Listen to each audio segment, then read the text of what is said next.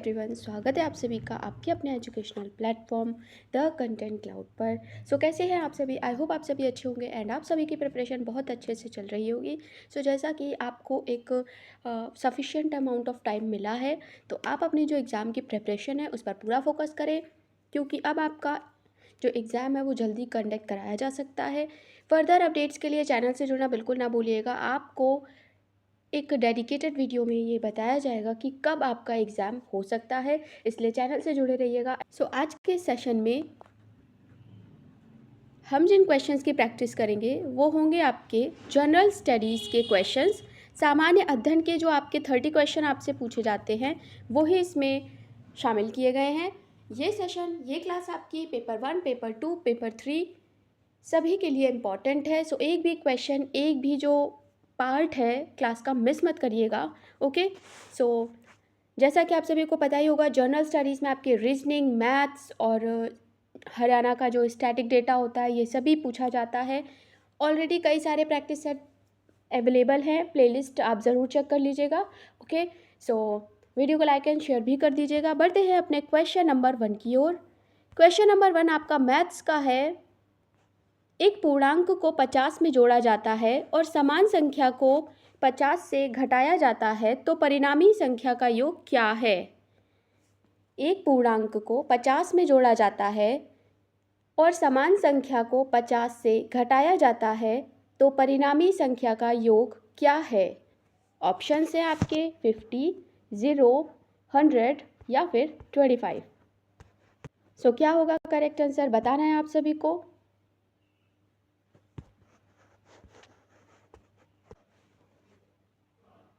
अगर आपकी एग्ज़ाम की प्रिपरेशन में कहीं भी अभी कमी रह गई है, तो आप अपनी उस कमी को, उस वीकनेस को इम्प्रूव करें with practice, with the help of practice and revision, जिससे कि आप अच्छा स्कोर कर पाएँ एग्ज़ाम में। ओके, ये क्वेश्चन मैथ्स का है। आई होप आप में से मैक्सिमम स्टूडेंट्स का जो आंसर है वो आ गया होगा। एक पूर्णांक को 50 में जोड़ा जाता है। आपसे पूछा गया है कि संख्या का योग क्या होगा। ओके, तो आपको सबसे पहले तो हमें इस जो पूर्णांक दिया गया है इसको मान लेना होगा। लेट कर लें आप, या मान लें कि पूर्णांक है x, राइट। कह रहा है कि 50 में जोड़ा जाता है, पूर्णांक को 50 में जोड़ा गया, जोड़ दिया, ठीक है। अभी कह रहा है सेम पूर्णांक को या सेम संख्या को 50 से घटाया भी जाता है, तो योग क्या होगा? योग पूछा है तो हमें यहाँ पे एडिशन का साइन लगाना होगा एंड सेम पूर्णांक को हमें जो है माइनस भी कर देना होगा, ठीक है। अभी हमें ब्रैकेट को ओपन करना है। ब्रैकेट को ओपन करेंगे तो आपको मिलेगा कि प्लस का x माइनस का जो x है ये कैंसिल हो जाएंगे। 50 + 50 आपके पास जो है 100 आपका ये करेक्ट आंसर हो जाएगा। हमने देखा कि थर्ड ऑप्शन जो है 100 आपका ये करेक्ट आंसर हो गया है। इस तरीके से इन क्वेश्चंस को सॉल्व करके हम एक प्रॉपर आंसर निकाल सकते हैं। ओके, इन क्वेश्चंस को सॉल्व करने के लिए सिंपली आपको जो स्टेटमेंट्स दिए गए हैं उन्हें पढ़ते जाना है और उसे फ्रेम करना है और बस आपका आंसर आ जाएगा। ओके, बढ़ते हैं अपने नेक्स्ट क्वेश्चन की ओर।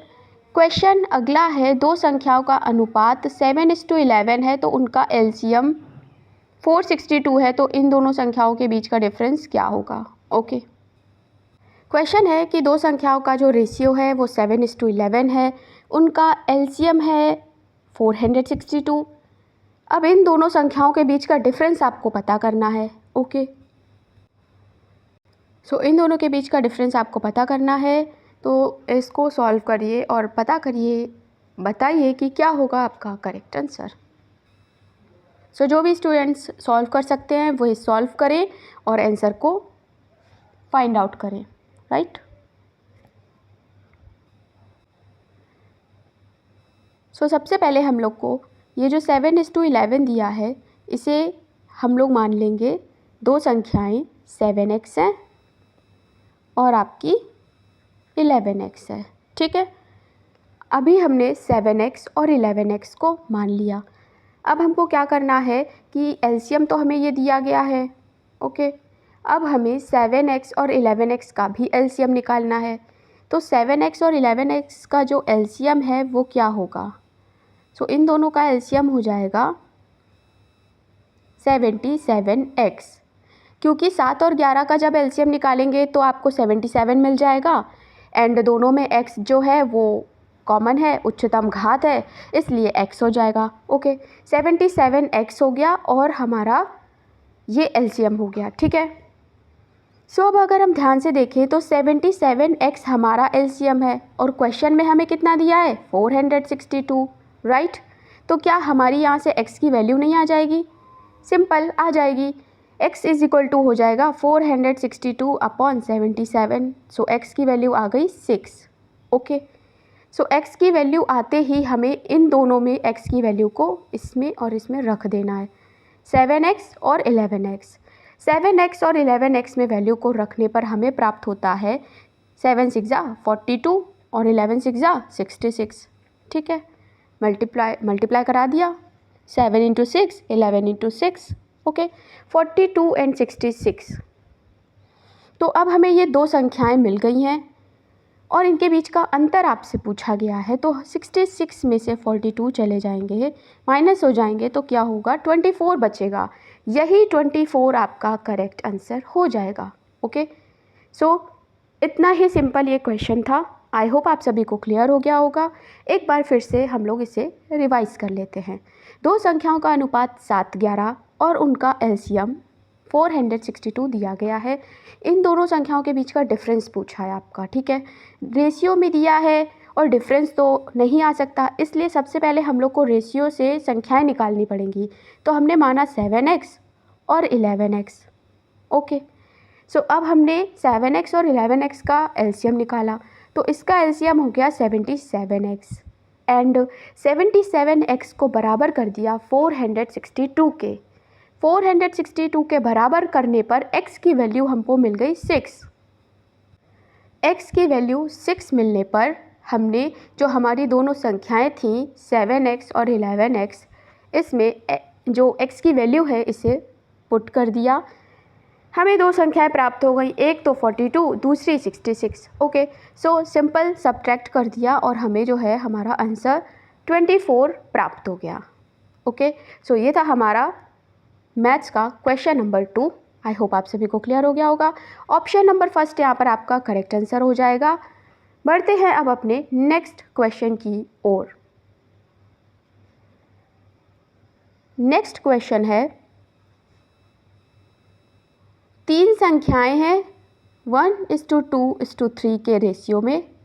प्रत्येक संख्या में 5 जोड़ने पर जो रेशियो है वो 2:3:4 हो जाता है, बदल जाता है। सबसे छोटी संख्या कौन सी है ये आपको फाइंड आउट करना है। ओके, सबसे छोटी संख्या कौन सी है ये प्राप्त करना है। ऑप्शन आपको दिए हैं 5, 15, 12 या फिर 20। तो क्या होगा करेक्ट आंसर बताना है आपको, राइट। सो जल्दी से सॉल्व करिए और बताइए कि क्या होगा आपका करेक्ट आंसर।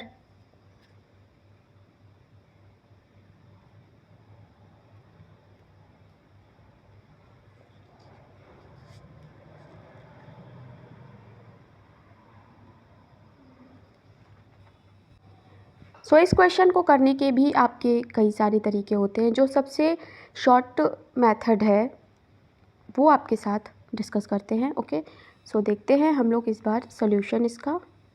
ओके, सो आपको 3 नंबर्स दिए हैं A, B, C मान लीजिए। ओके, रेशियो में A:2B:C। ओके, पहले इनका रेशियो क्या था? पहले रेशियो था 1:2:3। बाद में इसका रेशियो क्या हो गया? 2:3:4। ओके, सो अगर हम इन दोनों के बीचों में डिफरेंस देखें तो 1 से 2 हो गया, यानी 1 का डिफरेंस। यहाँ पे 2 से 3 हो गया, 1 का डिफरेंस। 3 से 4 हो गया, 1 का डिफरेंस। यानी यहाँ पर 1 का अंतर आ रहा है और हमारा जो क्वेश्चन में वो 5 दिया है, यानी हमारा 1 बराबर क्वेश्चन का 5। तो क्या हम यहाँ से वैल्यू नहीं निकाल लेंगे?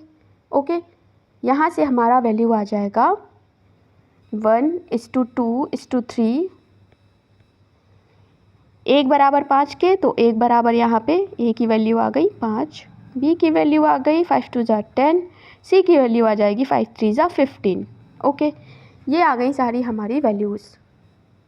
ओके, सो अब हमसे यहाँ पर पूछिए सबसे छोटी संख्या कौन सी है, तो सबसे छोटी संख्या है आपकी 5। ओके, सो यहाँ से आपने देखा कि आपको जो है वो करेक्ट आंसर ऑप्शन नंबर 1 आपका यहाँ हो जाएगा। इसको आप चाहें तो एक्स वाले मेथड से भी कर सकते थे, लेकिन वो ज़्यादा लंबा हो जाता, इसलिए सबसे पहले आपको जो हमारा पहले लिखा है रेशियो उसे लिख लेना है, बाद में जो बदल रहा है उसका वो रेशियो लिख लेना है, फिर दोनों के बीच में देखना है कि क्या अंतर पड़ रहा है। ओके, हमारा एक का अंतर क्वेश्चन में दिया है 5, तो 1 बराबर 5 के, तो सिमिलरली सारी वैल्यूज़ यहाँ से निकाल लेंगे और हमारा फाइनली क्वेश्चन नंबर 3 का करेक्ट आंसर हो जाएगा फर्स्ट ऑप्शन 5। ओके, अगर आपसे सबसे छोटी पूछी है तो 5 हो गई, सबसे बड़ी पूछता तो आप कह देते 15, क्योंकि आपने सारी की ही वैल्यू फाइंड आउट करके रखी हुई हैं। ओके, सो इस तरीके से ये क्वेश्चन कम समय में और एक्यूरेसी के साथ करेक्ट आंसर हो जाएगा। ओके, एक्स वाला मेथड भी आप लगा सकते थे, लेकिन वो काफ़ी बड़ा हो जाता। ओके, सो बढ़ते हैं अपने नेक्स्ट क्वेश्चन की ओर। नेक्स्ट क्वेश्चन है, एक निश्चित कूट में यानी कोड लैंग्वेज में @ को जोड़, डॉलर को गुना, एन को भाग और हैशटैग को घटाओ लिखा जाता है, तो फिर ये जो इक्वेशन दी है इसकी वैल्यू क्या होगी, आपको ये पता करनी है। ओके, सो सिंपल होता है। इन टाइप के क्वेश्चंस को करने के लिए आपको कुछ नहीं करना है, जैसा क्वेश्चन में लिखा है वैसा आपको करते जाना है। सबसे पहले तो अपनी संख्याएं लिख लीजिए सारी, 168, 12, 14, 6, 13 is equal to question mark. Okay, next हमें यहाँ पर लिखा है एंड, तो एंड का अर्थ क्या है, भाग, यहाँ पे डिवीज़न का साइन लगा देना है। ओके, नेक्स्ट आपको दिया गया है @, तो @ का अर्थ होता है जोड़, एडिशन का साइन लगा दीजिए। फिर आपको यहाँ पे दिया गया है ये डॉलर, तो डॉलर का क्या अर्थ होता है, गुना, मल्टीप्लाई लगा दीजिए। नेक्स्ट आपको हैशटैग दिया गया है, तो हैश का सिंबल यहाँ पे घटाओ दिया गया है, तो यहाँ पे घटाना का सब्ट्रैक्ट का साइन लगा दें। ओके, देन यहाँ पर आपको क्या करना है, बॉड मास का रूल अप्लाई करना है। ठीक है, बॉड मास यानी पहले ब्रैकेट सॉल्व होता है, फिर ऑफ, फिर डिवीज़न, फिर multiplication, addition and then subtraction. So इस तरीके से बॉड मास का रूल लगाएंगे और इस क्वेश्चन को आप अच्छे से सॉल्व कर लेंगे। सो चलिए सॉल्व करते हैं। सो सबसे पहले हमें डिवीज़न वाला जो ये मैटर है इसे सॉल्व करना है। ठीक है, 168 डिवाइडेड बाय 12, इसका अर्थ हुआ कि 12 से आप इसे डायरेक्ट सॉल्व करिए। सो 12 से जब आप इसे डिवाइड करेंगे तो ये 14 टाइम जाएगा। ठीक है, 14 + 14 × 6 माइनस का 13, राइट।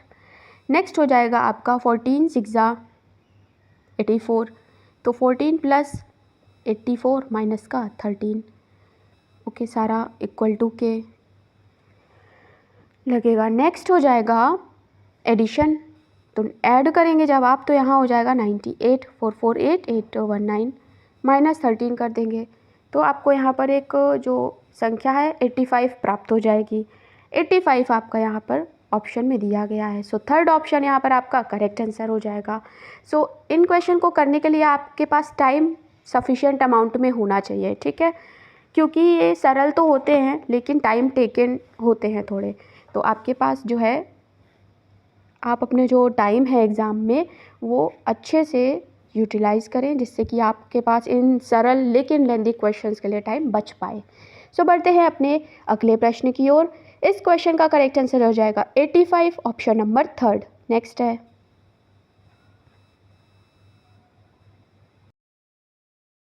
नेक्स्ट क्वेश्चन है सिलोजिज्म का, जिसमें आपको कथन दिया है, उसके हिसाब से निष्कर्ष दिया है, आपको सॉल्व करना है और फिर करेक्ट ऑप्शन का आंसर करना है। ठीक है, सो आपको कथन दिया है कुछ फ्लैट घर हैं, कुछ फ्लैट घर हैं। सो अगर आपने क्लासेस नहीं देखी हैं तो रीजनिंग की क्लासेस देख लीजिएगा, जिसमें सिलॉग्स, डायरेक्शन, ब्लड रिलेशन, पजल्स सभी आपको सॉल्व करवाई गई हैं, तो आपके लिए वो हेल्पफुल होगा, ठीक है, देख लीजिएगा।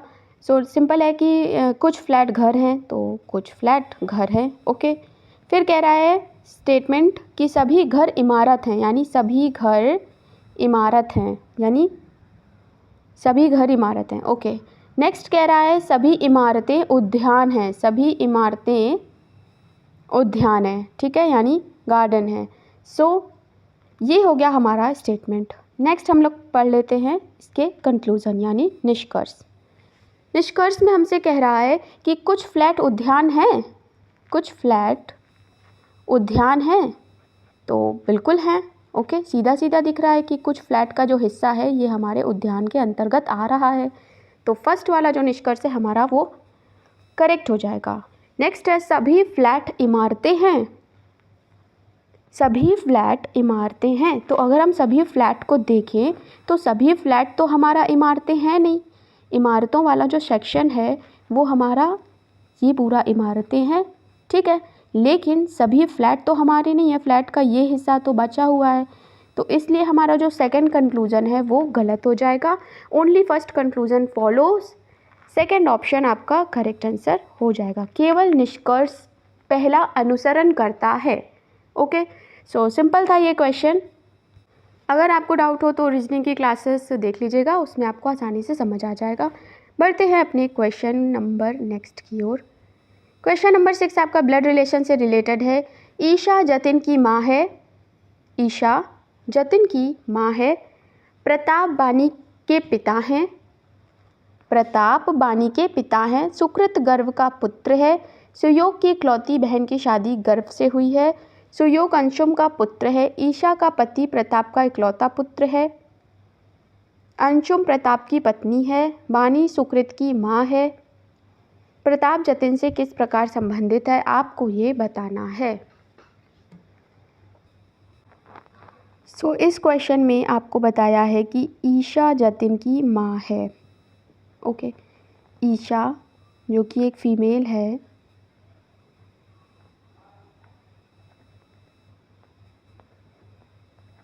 ईशा जतिन की माँ है, जतिन है इसका बेटा, ये माँ है, ठीक है, नाम से ही क्लियर हो रहा है, तो आप आगे पढ़ें। अब प्रताप बानी के पिता हैं, ठीक है, ईशा का पति प्रताप का इकलौता पुत्र है, ठीक है, ईशा का पति है कोई, वो प्रताप का इकलौता पुत्र है, यानी कहीं ऊपर की जनरेशन में प्रताप है जिसका पुत्र है ईशा का पति, ठीक है।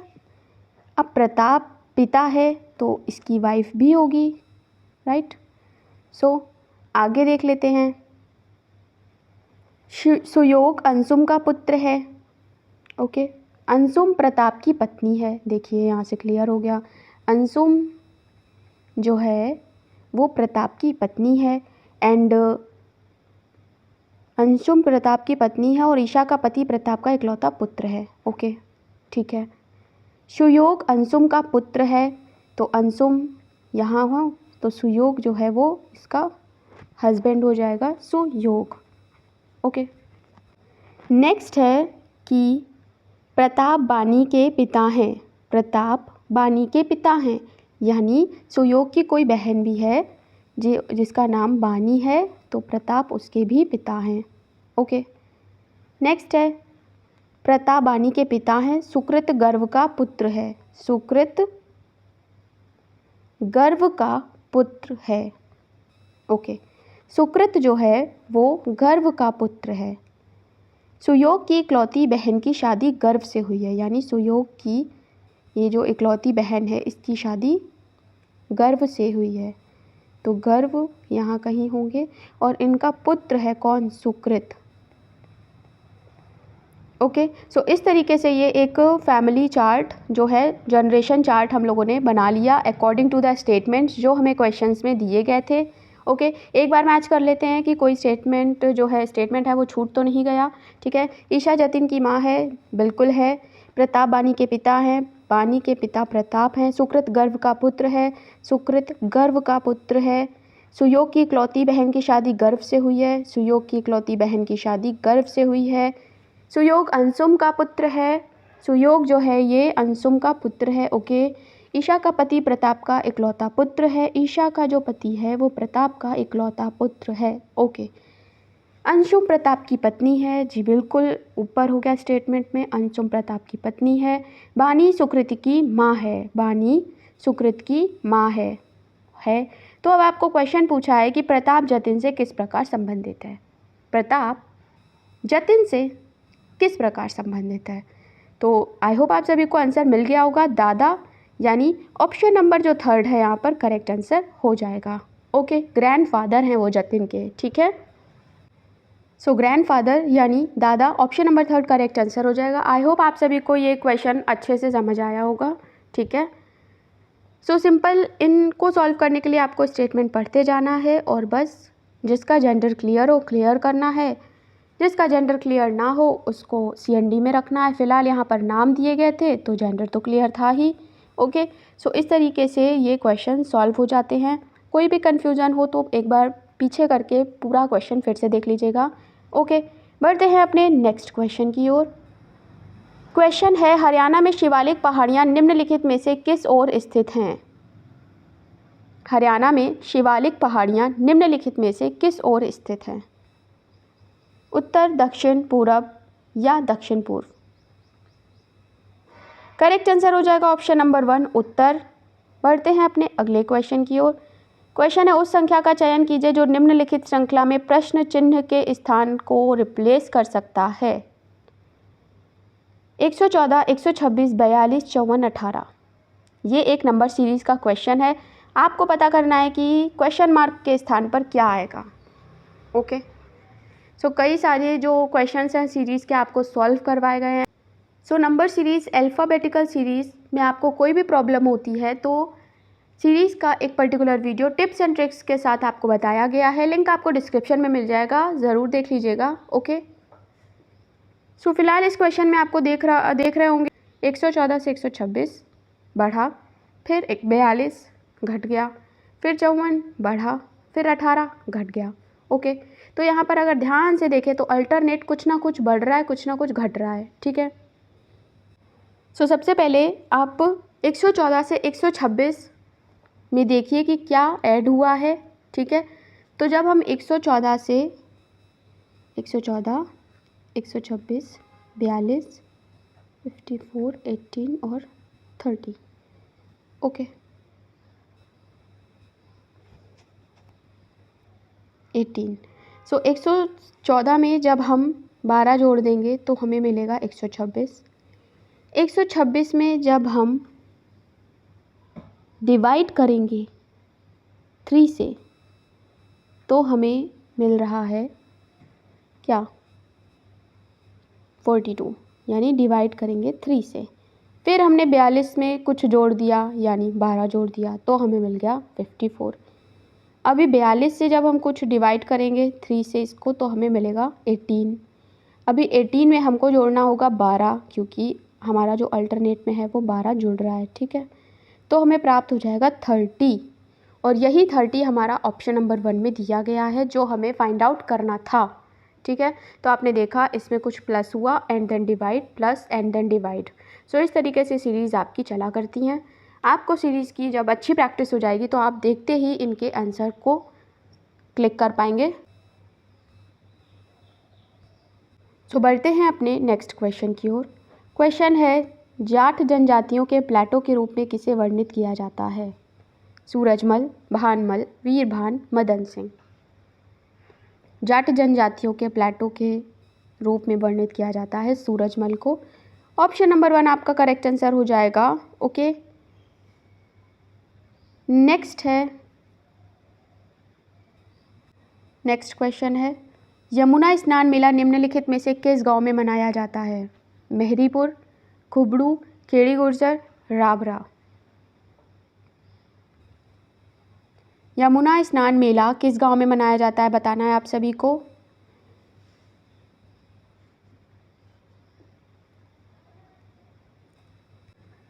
सोनीपत के कुछ महत्वपूर्ण मेले हम लोग डिस्कस कर लेते हैं, ठीक है।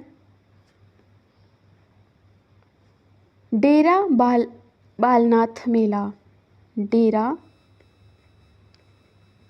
बालनाथ मेला, ये लगता है आपका राभरा में, ठीक है।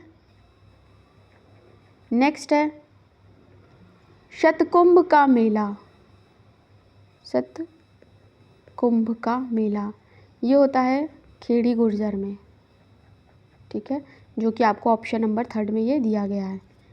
अगला आता है बाबा शामक्ष मेला, बाबा शामक्ष मेला, ठीक है, ये लगता है आपका खुबड़ू में।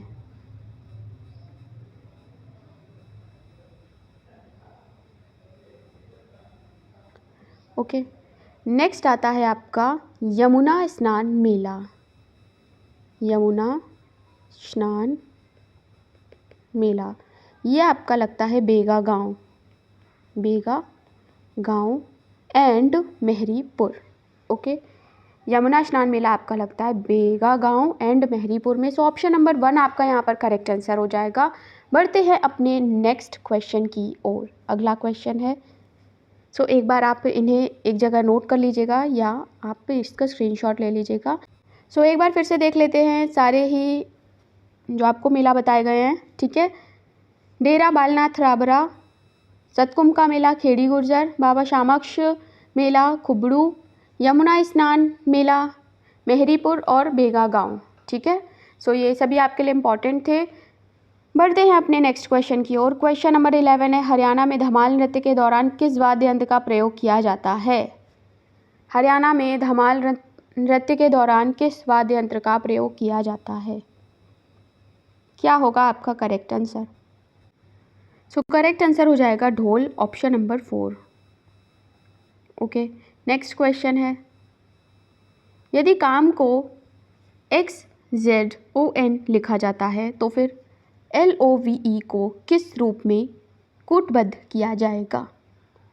यानी ये आपका एक कोडिंग डिकोडिंग का क्वेश्चन है जिसका आंसर आपको फाइंड आउट करना है। काम को लिखा जाता है XZON, लव को लिखा जाता है क्या, यही आपको बताना है। ओके, सो कोडिंग डिकोडिंग के क्वेश्चंस को सॉल्व करने के लिए आपके पास जो है पोजिशनल वैल्यू और अल्फ़ाबेट की जो वैल्यू है, पोजिशनल वैल्यू और रिवर्स करके जो उनकी वैल्यूज़ है ये आपको याद होनी चाहिए, ठीक है। जैसे A को 1 कहते हैं, Z को 26 नंबर आता है उसकी पोजिशनल वैल्यू, कौन किसका ऑपोजिट है ये भी पता होना चाहिए कि E का ऑपोजिट V है, G का ऑपोजिट T है। ओके, सो अगर आपको ये सब चीज़ें याद है तो इसको करने में आपको आसानी होगी, सॉल्व करने में, ठीक है। सो अगर हम ध्यान से देखें तो यहाँ पर हमें ऑपोजिट देखने को मिल रहे हैं, ठीक है।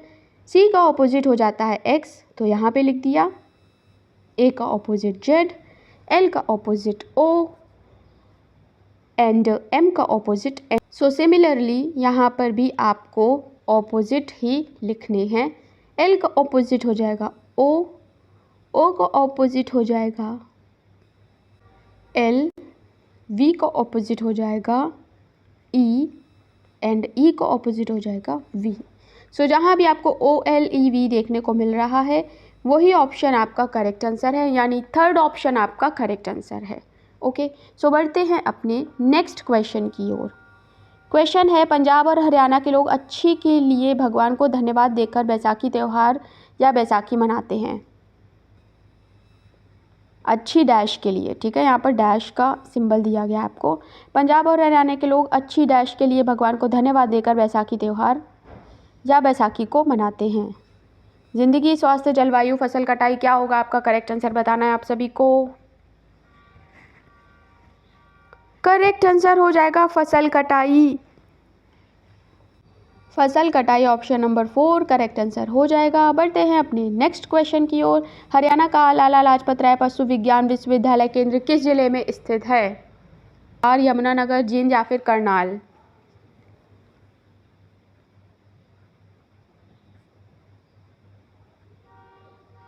ओके, सो हिसार यहाँ पर करेक्ट आंसर हो जाएगा, ऑप्शन नंबर 1। बढ़ते हैं अपने नेक्स्ट क्वेश्चन की ओर। क्वेश्चन है, वह सबसे बड़ी कौन सी संख्या है जिससे 134, 134, 159 व 184 को विभाजित करने पर शेषफल के रूप में 9 प्राप्त होता है? वह सबसे बड़ी संख्या कौन सी है जिससे 134, 159 व 184 को विभाजित करने पर शेषफल के रूप में 9 प्राप्त होता है। सो इस टाइप के क्वेश्चन आपको देखने को मिलते हैं, ठीक है। एंड बहुत ही सरल होते हैं ये प्रश्न, अगर आपको आते हैं तो। इनको करने का सबसे सरल तरीका है, आपको बताते हैं। सबसे पहले तो आपको ये जो 9 दिया गया है इसे माइनस कर दीजिए, किस में, इसमें से, ठीक है। तो सबसे पहले हमने 134 में से 9 को माइनस कर दिया, 159 में से 9 को माइनस कर दिया, ओके 9, एंड देन 184 में से 9 को माइनस कर दिया, ठीक है। इस तरीके से माइनस करने पर हमें कुछ संख्याएं प्राप्त होंगी, बिल्कुल प्राप्त होंगी। 125, 150 एंड 175, ओके। करना ये है कि अब इन प्राप्त संख्या का हमें HCF ले लेना है। क्या? HCF यानी महत्तम समावर्तक। और जब हम इसका HCF लेंगे तो हमें 125, 150 एंड 175 के फैक्टर करने होंगे, और फैक्टर में जो कॉमन संख्या मिलेगी वही हमारा HCF होगा, ठीक है। तो वो हमें मिलेगा 25। इस 25 को हमें जो प्राप्त हुई है ये संख्या, यही हमारा सबसे बड़ी संख्या हो जाएगी, ठीक है। तो इन क्वेश्चन को सॉल्व करने के लिए हमें सिंपली जो हमें संख्या प्राप्त हो रही है उसे माइनस करना है, जो भी आए उन सब के HCF निकालने हैं, यानी फैक्टर करना है, फिर HCF लेना है, और वो जो संख्या HCF के रूप में हमें प्राप्त होगी वही हमारा करेक्ट आंसर हो जाएगा, ओके। अब फैक्टर करना तो आपको आता ही होगा, HCF आप निकाल ही लेंगे। सो सिंपल था। बढ़ते हैं अपने नेक्स्ट क्वेश्चन की ओर। क्वेश्चन नंबर 16 है, 3 संख्याएं हैं 1:4:2 रेशियो में, उनका औसत है 14, सबसे बड़ी संख्या कौन सी होगी? ओके, 3 संख्याएं हैं 1:4:2, इन्हें आप मान लीजिए x:4x और 2x, ठीक है, x, 4x एंड 2x। अब इसका एवरेज हमें दिया है 14। एवरेज क्या होता है? सभी संख्याओं का योग बटे में जितनी जो संख्याओं की जितने टाइम है वो डिवाइड कर देते हैं, ठीक है। यानी औसत बराबर सभी प्रक्षणों का योग बटे प्रक्षणों की संख्या। तो देख लीजिए औसत क्या होता है, सभी संख्याओं का योग यानी x + 4x + 2x डिवाइड में क्या 3, क्योंकि संख्या कितनी है 3, तो 3 कर दीजिए। एवरेज हमें दिया गया है, कितना दिया गया है 14 दिया गया है, 14 लिख दीजिए। अभी इस इक्वेशन को प्रॉपर सॉल्व कर लीजिए, ठीक है। इसे जब आप इसे सॉल्व करेंगे तो आपको सभी प्रकार की संख्याएं प्राप्त हो जाएंगी। चलिए सॉल्व करते हैं। ये हो जाएगा x + 4x + 2x = 14 इंटू में 3। अभी ये हो जाएगा 7x = 14 इंटू 3, राइट। अभी अगर हम इसे सॉल्व करें तो यहाँ पर हमारा 7 × 2 = 14 यानी x = 2 इंटू 3 यानी 6, ओके 6। x = 2 इंटू 3 यानी x की वैल्यू हमें प्राप्त हो गई 6। अब x की वैल्यू हमें प्राप्त हो गई 6, तो क्या हम यहाँ पर वैल्यू को रख करके निकाल नहीं लेंगे? सारी संख्या निकाल लेंगे। तो सबसे पहली संख्या तो 6 ही हमें मिल गई, दूसरी 4x है तो 4 इंटू 6 कर देंगे तो कितनी मिल गई, 6 × 4 = 24, ओके। नेक्स्ट है हमारा क्या 2x यानी 2 इंटू 6, 2 × 6 = 12। तो अभी हमें 3 संख्या प्राप्त हुई, पहली कौन सी, पहली तो हमें 6 प्राप्त हुई, दूसरी 24, तीसरी 12। इस तरीके से हमसे सबसे बड़ी संख्या पूछी गई है, तो सबसे बड़ी कौन सी है 24 है। सो ऑप्शन नंबर 1 हमारा यहाँ पर करेक्ट आंसर हो जाएगा, option number 1, okay. So simple था, इसी तरीके से आपका ये क्वेश्चंस को सॉल्व करा जाता है। बढ़ते हैं अपने नेक्स्ट क्वेश्चन की ओर।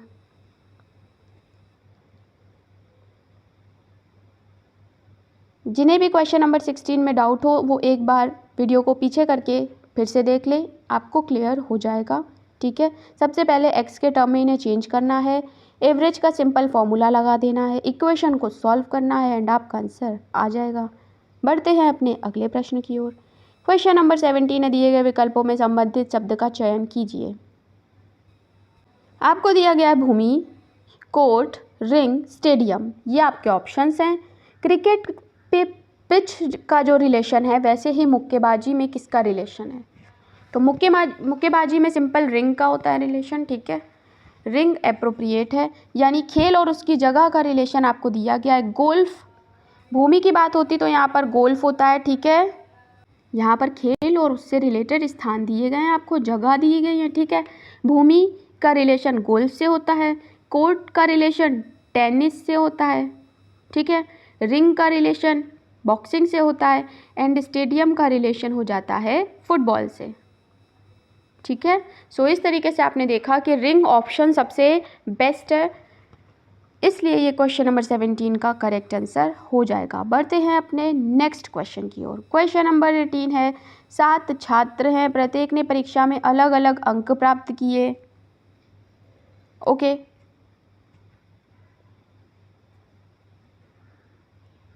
W से अधिक, अभी आपके फिर स्टेटमेंट शुरू हो जाते हैं इसमें, ठीक है। तो 7 छात्र हैं, RSTUVWX, प्रत्येक ने अलग अलग अंक प्राप्त किए हैं।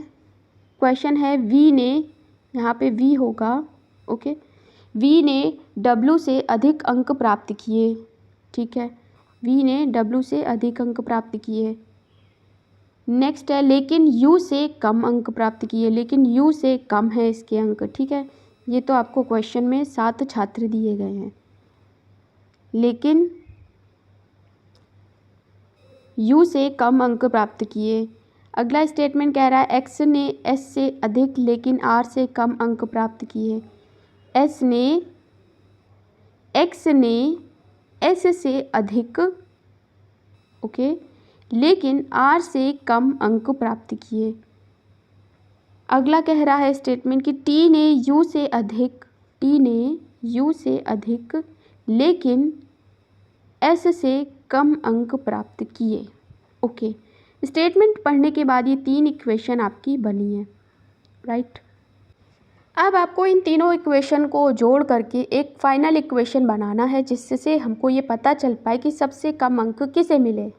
ओके, सो यहाँ पर देखिए आपका ये दिया गया है U एंड U से यहाँ पर भी रिलेशन हमें मिल रहा है, तो आपको यहाँ पर ये ऐसे जोड़ देना है, ठीक है।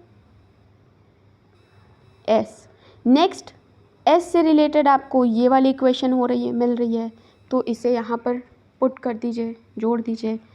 तो S से ज़्यादा अंक मिले हैं X को और सबसे ज़्यादा मिले R को, तो आपने 3 इक्वेशंस को सॉल्व कर एक ये फाइनल इक्वेशन बना ली। ओके, अब आपसे जो भी पूछा जाएगा आप आसानी से उसको आंसर कर पाएंगे। आपसे पूछा क्या गया है, सबसे कम अंक, तो सबसे कम अंक यहाँ पर दिख रहे W को मिले हैं, ठीक है, इसलिए W यानी ऑप्शन नंबर 1 आपका करेक्ट आंसर हो जाएगा, राइट। सो बढ़ते हैं अब अपने अगले क्वेश्चन की ओर। क्वेश्चन नंबर अगला है, ब्रिटिश औपनिवेशिक काल के दौरान हरियाणा को किस प्रांत के हिस्से के रूप में प्रशासित किया गया था? पंजाब, बंगाल, बॉम्बे या मद्रास? तो करेक्ट आंसर हो जाएगा पंजाब, ऑप्शन नंबर 1। बढ़ते हैं अपने नेक्स्ट क्वेश्चन की ओर। क्वेश्चन है, एक श्रृंखला दी गई है जिसमें एक जो पद है वो लुप्त है, दिए गए विकल्पों में से सही विकल्प का चयन करिए। TONU NOVW HODY BOLA, question mark के स्थान पर क्या आएगा आपको बताना है। ओके, सो सबसे पहले हमें TONU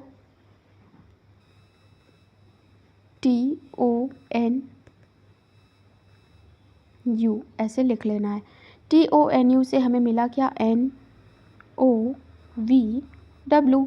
ओके, सो अगर हम ध्यान से देखें तो T से N पहुँचे, यानी T से N पहुँचे, तो T से N पहुँचने में हमें -6 करना पड़ा, यानी 6 प्लेस पीछे जाना पड़ा। ओके, सेकेंड लेटर की बात करें तो इसमें कोई परिवर्तन नहीं हुआ, ओ का ओ ही है। एन से आया वी, एन से वी यानी प्लस का 8 हुआ।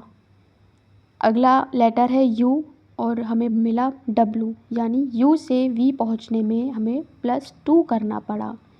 सिमिलरली जो हमें BOLA दिया है उसके साथ भी हमें कुछ करना पड़ेगा, वो जो हमें क्वेश्चन से प्राप्त हुआ है, ठीक है, यानी BOLA। पहले हमें -6 करना पड़ेगा, इसको सेम रखना पड़ेगा, फिर हमें इसमें +8 करना पड़ेगा और फिर इसमें हमें +2 करना पड़ेगा। ओके, यहाँ आ जाएगा C, यहाँ आ जाएगा T एंड यहाँ आ जाएगा V, VOTC। VOTC हमें ऑप्शन नंबर 3 में प्राप्त हो रहा है, इसलिए ऑप्शन नंबर 3 आपका करेक्ट आंसर हो जाएगा।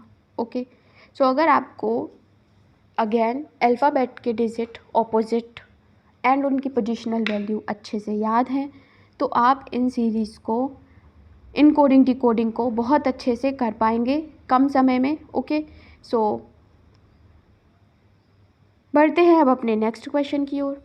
अगला है क्वेश्चन है, हर साल हरियाणा 23 सितंबर को शहीदी दिवस के रूप में मनाता है। राव तुलाराम, बहादुर शाह, राजा नाहर सिंह, नूर मोहम्मद खान।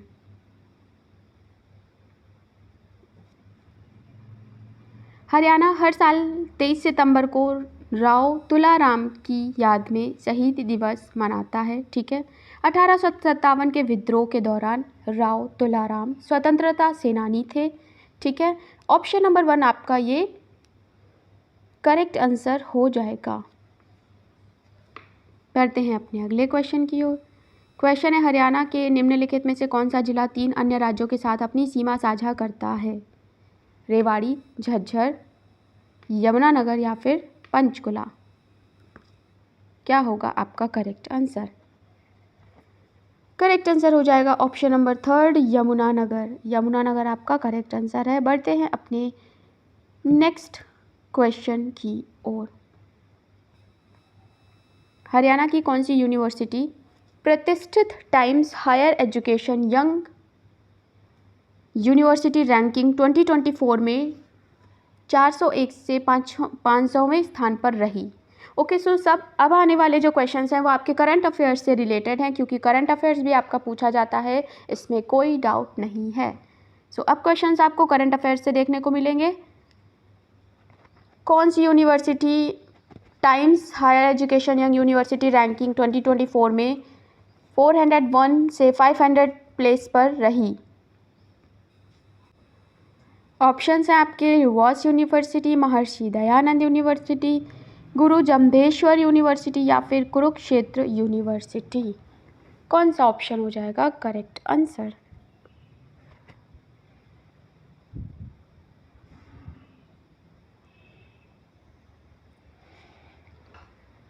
करेक्ट आंसर हो जाएगा गुरु जम्भेश्वर यूनिवर्सिटी, ऑप्शन नंबर 3।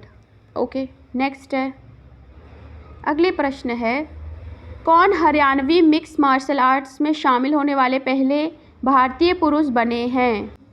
कौन हरियाणवी मिक्स मार्शल आर्ट्स में शामिल होने वाले पहले भारतीय पुरुष बने? संग्राम सिंह, योगेश्वर दत्त, बजरंग पुनिया या फिर विकास सिंह? करेक्ट आंसर हो जाएगा संग्राम सिंह, ऑप्शन नंबर 1। बढ़ते हैं अपने अगले प्रश्न की ओर। क्वेश्चन नंबर 26 है, हरियाणा सरकार ने सरकारी विभागों में संबंधित आम जनता की समस्याएं दूर करने के लिए किसका गठन किया है? सरकार आपके द्वार, समाधान प्रकोष्ठ, हर घर उजियारा, जन शिविर।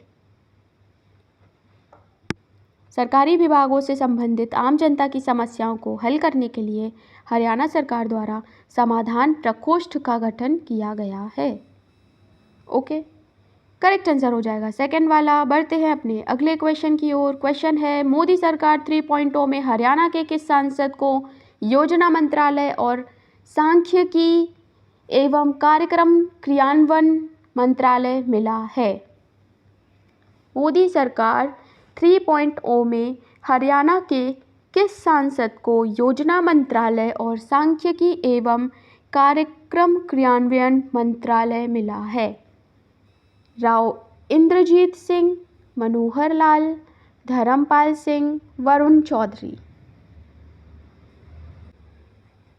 अगर आप सभी एसएससी की प्रिपरेशन भी कर रहे हैं तो एसएससी पीवाईक्यू सीरीज़ चैनल पर चल रही है। ओके, डेली आपको क्लास प्रोवाइड कराई जाएगी। ठीक है, तो अगर आप एसएससी की किसी भी सीएचएसएल, सीजीएल, एमटीएस किसी की भी प्रिपरेशन कर रहे हैं तो डेफिनेटली पीवाईक्यू सीरीज़ का हिस्सा बनना बिल्कुल ना भूलें। ठीक है, क्योंकि पीवाईक्यू जो है वो हमारे किसी भी एग्ज़ाम के लिए बहुत इम्पॉर्टेंट होते हैं। यहाँ पर राव इंद्रजीत सिंह जो है वो करेक्ट आंसर हो जाएगा। नेक्स्ट है क्या, बुडापेस्ट में कुश्ती टूर्नामेंट में हरियाणा के अमन शहरावत ने कौन सा पदक जीता है? स्वर्ण पदक, रजत पदक, कांस्य पदक या फिर इनमें से कोई नहीं? करेक्ट आंसर हो जाएगा रजत पदक। Second option is the correct answer. बढ़ते हैं अपने अगले क्वेश्चन की ओर।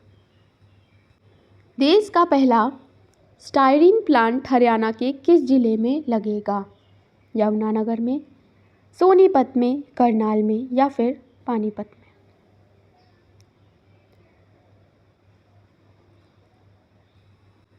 जिन्हें नहीं पता उन्हें स्टायरीन क्या होता है उनके लिए बता देते हैं। स्टायरीन एक महत्वपूर्ण रसायन है जिसका उपयोग प्लास्टिक, रबर और रेजिन के उत्पादन में किया जाता है। एंड ये जो है स्टायरीन प्लांट देश का पहला पानीपत में लगने वाला है। ओके, करेक्ट ऑप्शन हो जाएगा फोर्थ, पानीपत। बढ़ते हैं अपने नेक्स्ट क्वेश्चन की ओर। क्वेश्चन नंबर 30 है, किस हरियाणवी ने सेनानियों पर लेख लिख Harvard world record of London में नाम दर्ज करवाया है? Doctor Ritu Karidhal, doctor Jyoti Devi, doctor Krishna Punia, doctor Manju Tomar. किस हरियाणवी ने सेनानियों पर लेख लिख Harvard world record of London में नाम दर्ज कराया है? करेक्ट आंसर हो जाएगा doctor Manju Tomar, option number 1, right. यहाँ फिनिश होता है हमारा ये सामान्य अध्ययन का प्रैक्टिस सेट। आई होप आप सभी के ज़्यादा से ज़्यादा क्वेश्चन सही हुए होंगे। कितने क्वेश्चन आपके सही हुए कमेंट सेक्शन में बताना बिल्कुल भी ना भूले। चैनल पर अवेलेबल प्लेलिस्ट को चेकआउट कर ले एग्जाम से पहले। Further classes and exam related update के लिए चैनल से जुड़ना बिल्कुल ना भूलिएगा। वीडियो को लाइक एंड शेयर ज़रूर कर दीजिएगा। मिलते हैं नेक्स्ट क्लास में, तब तक के लिए थैंक्स फॉर वॉचिंग।